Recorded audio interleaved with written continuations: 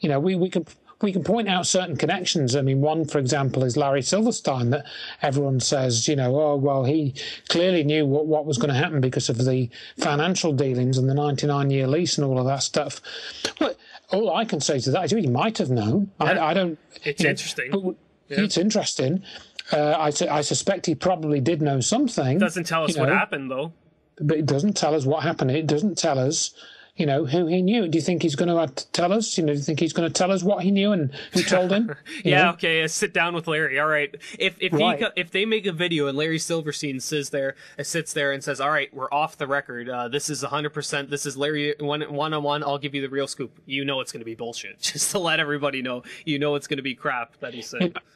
And pretty much. And I mean, unless I saw a video of Larry Silverstein, you know, being interviewed, and he said, "Look, what happened was some guys in the military-industrial complex, you know, they've actually been developing this weapon system. I don't know who owns it, but I can tell you that Science Applications International Corporation, they know about it." If Larry Silverstein said that, then I'd be fairly confident that he was starting to tell the truth. Well, we got to think then, what does he want from us at that point? At that point, yeah, I would, yeah, absolutely. Wow. What does he want that he's saying that? What does he want? Because he's already established his record, at least as far as we can tell, as being untrustworthy. A couple different records, right? Hasn't he changed the story a bit? You know, the firefighter pull thing. That's another famous thing, the firefighter pull thing. Well, architects and engineers blast that everywhere. You know, they love to. Oh yeah. You think they'd be smarter than that? So, but anyways, one last thing about Richard Gage's. I read to you guys, and you guys could see it on the internet on his AMA. He definitely said in a bunch of places he wanted to be able to answer as many people's questions as possible, because he only had a certain amount of time. He did take the time to answer somebody's question. I'll read it right here. It was Emma Williams XXX, and what she wrote is, "I do not have a question, but thank you so much for doing this. You really are a hero." Richard Gage replied, "Hey, Emma Williams XXX, are you single?" Smiley face. So, people, this is what he takes time. Yeah, it was 2 seconds. Yeah, you can't be serious all the time, but still, this is an important thing, people. I would never, ever, and I don't think Dr. Wood ever, or you would ever, or Morgan Reynolds, or Jesse Ventura, or anybody that has any credibility with this would ever say something like that. You have to present yourself professionally, and he just asked, even if it was weird, eh?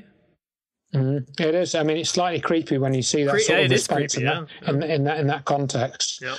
You know, what drives the guy, you know, and of course there are whole other areas of research which can be suggestive of, shall we say, certain, you know, commonalities between these groups of people, which are extremely unsavoury, to say the least. And so, you know, perhaps we just leave that one at that. Yeah. So, okay, we're almost wrapping up here. Okay. I'm just want to go over to the importance of knowing data before you talk, and knowing it well and being able to produce it, because you're going to get in those talks where people are going to see you somewhere else and you have nothing on you. For me, I would just recommend that people, if you can't talk about it, just ask them more questions, get engaged that way, rather than trying to say, you know, don't say, oh, it was a 125-story building, I'm almost sure it was about 700,000 tons. You know, don't muddle the information, like you've said many times. Your thoughts on that? Correct. I mean, yeah, absolutely. And there's a couple of things that people can do. I have some little booklets that I send out, and it's just called 9/11 What Happened, and it's like a little A5 booklet. It's literally 5, you'd call them letter-sized sheets, but stapled into a booklet. And they've just got a summary of the main points of evidence, the main questions, really, which you can put in front of people. And I've been giving these out for years, sending them out for years and years, that you can download as a little PDF file. Now, of course, if you've got things like a smartphone with a large screen, you could put on there a little PowerPoint file and put a PowerPoint viewer on your smartphone, even put some video clips on there. You know, and you can carry this around in your pocket, you know, because these have got multi-gigabyte storage now, you know, you've got an iPad, stick it on your iPad, and you can carry it with you. So if you do want to engage with people, you know, then, and you actually do get somebody who's genuinely curious and isn't sort of 100% locked into the program, so to speak, you never know. You might sort of make them, you know, start to open up to their own journey if they want to discover it. So yeah, iPads, smartphones, anybody that's listening to this that wants those files, I'll direct them to them. Yeah. You know, you can edit them if you wish. You know, to maybe delete some slides or add some slides, or I can give you some guidance on that. I know other people that have done this. You know, I've sent them PDF files and things like this. So that's one thing you could do. You know, get some leaflets printed, as you say. That can be a bit more expensive. But well, yeah, even now you don't even need to talk to the person. You have AirPlay on your phones now, especially with the new iPad 6, where you can go into Hot Zone, see everyone else. Just drop that file off. If anyone wants to accept it, if you're at the mall or something, they could say, hey, this file here about Dr. Wood's work or something like that. They could accept it. You don't have to make a username, post on a message board, keep posting. You could do stuff. We're in the age of technology. Well, with what technology we have, but you could, like I said, AirPlay it. People can just drop it near everyone near you on your AirPlay, and people can access it. So another thing too, kind of tying to that, is some people just refuse to critically think about it. They just go over, I mentioned to you the other day about the guy talking about the meteorite, how he just kept going on, and he wanted me to provide evidence about this meteorite when he talked to me. We won't even go into it, but anyways, some people just, you can't help them, and I'm not trying to help them. I'm trying to get them to critically think so that I don't have to think for them, you know. So don't be drawn into fights with people. Right. Just know when to throw in the towel. What do you have to say about that?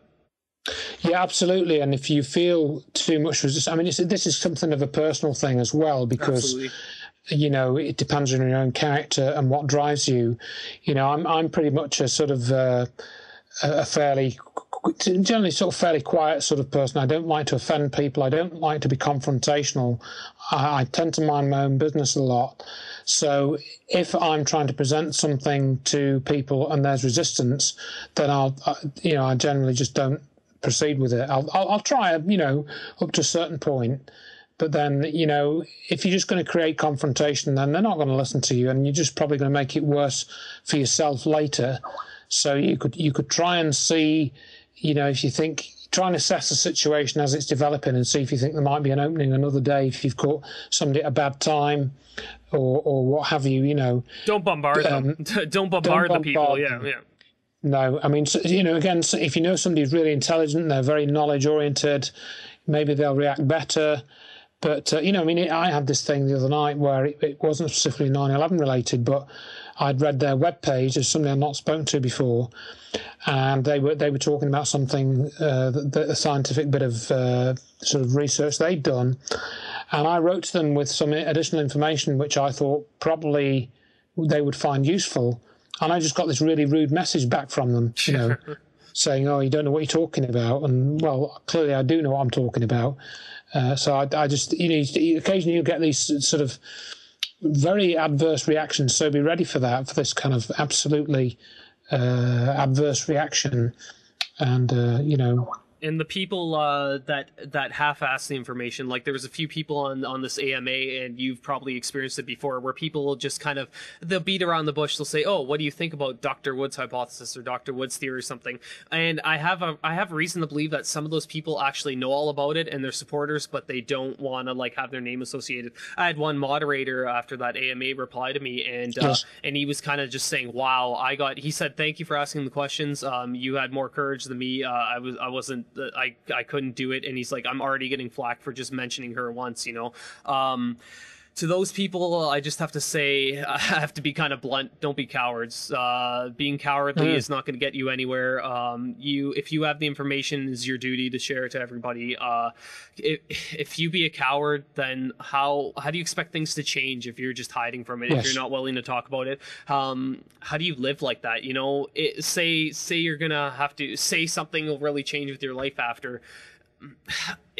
I don't want to say it doesn't matter that this will affect your life, but there's bigger things than you. I'm sorry to say that. There's bigger things than me, Mike Sacchetta. You know, there's bigger things than Andrew Johnson. And absolutely. And I know a lot of people have their families, they're comfortable with they got to protect the kids or whatever, but it comes to a point where you guys are going to have to fight now this way, or who knows, in the future you might have to like fight another way. Not saying that there's going to be any type of revolution or something, but it's a lot easier. It's going to be a lot easier now, and it's not even easy now. But don't be a coward, people. Please, if you want to talk about the information, get it right and address it. Don't beat around the bush, because you're going to get half-ass answers if you give half-ass questions.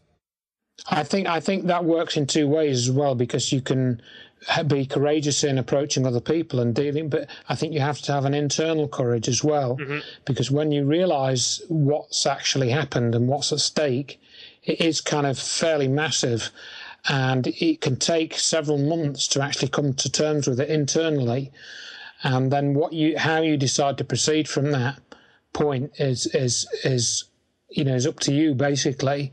I don't think anybody can help you make that sort of journey. And there's a chap that I got in touch with over the last sort of year, and he's been having we've talked quite a lot, and I've got to know him a bit now. And he's kind of more, I don't know, I suppose he's probably more courageous in approaching people than I am. And he's been having a hard time sort of dealing with the reactions that he's getting of apathy and this sort of thing. It's draining. So be ready. It is draining. Be ready for complete apathy. When you may feel very deeply that you cannot be apathetic about this, but unfortunately, and I mean, like, just going back to Richard Gage for a minute, I would like to be able to stop him doing what he's doing. Yes. Yes. And I think you would too, but we can't do anything, because we're not hateful people. We don't hate people. We don't go around, say rah rah rah. Let's put this person down or whatever, and this sort of thing. We're not like that. The people that get into this, we're peaceful people, and we're not. I like what John Lear says. If he says, love your family, and if you can live your life without envy, hate, or greed, then you might get somewhere, kind of thing, and I very much sympathy. That's very much my kind of attitude.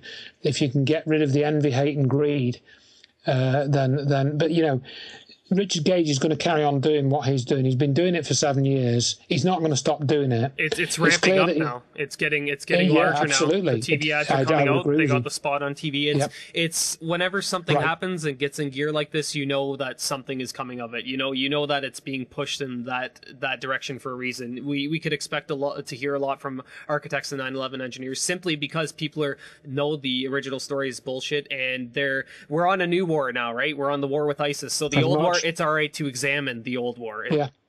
Yes. All right, so Andrew, that's enough of your time today. I'm sure I'll take up some more hours in the future from you if you're willing to come back. Sure, yeah, no problem. Yeah. Thank you for everything. Thank you for so much for talking to us. There's only so much we could accomplish. Any closing thoughts about anything? Yes, well, I think that's a good closing thought. There's only so much we can accomplish, and I've tried to, for example, keep on an even keel, despite what I know, and despite feeling helpless sometimes. I've tried to keep the rest of my life around me quite normal, not only because that makes my life easier, which in some ways might sound like a bit of a cop-out, but at least it's given me a stable basis from which to continue. So don't try not to ruin your own life over this if you do get caught up in it, because you're only going to make it harder for yourself to do whatever it is you want to do, and so that, I suppose, is what I would say. And just keep, if you have doubts, if you, for example, have a doubts about anything that I've said, anything's not clear, or you want to ask me personal questions, then write to me. I encourage people to interact with me and try and resolve any kind of misgivings they might have about what I've said or what I've put on my website, and any sort of things they don't understand. I do work as a tutor for the Open University still, so my job for the students is to help them understand things better. So I like to think I can transfer that into this area too. Yep. And just another closing thought too. Like I said, you do this all for next to no cost. I believe you said you had a donation thing, but just to simply help, get books out. Like, if I had money, like you're saying, if I had $1 million, wow, I would just, Dr. Wood's book, I would get a lot of them. I would put them out to every library. I'd put them out to everybody in any type of important academic field, But again, Andrew's doing what he can, mostly on his own time. So we have to thank him for that. I don't want to say whether the information be true or not, because that's not the case. it's Andrew doesn't go much into speculation, especially with the 9/11 stuff. You know, it's not healthy for anyone to do that, and he recognizes that, and he's not going to do that. So we just want to thank Andrew Johnson again for coming on the podcast, and we'll hopefully see you again, Andrew. Thank you, Mike, and you take care. Have a great day. And you.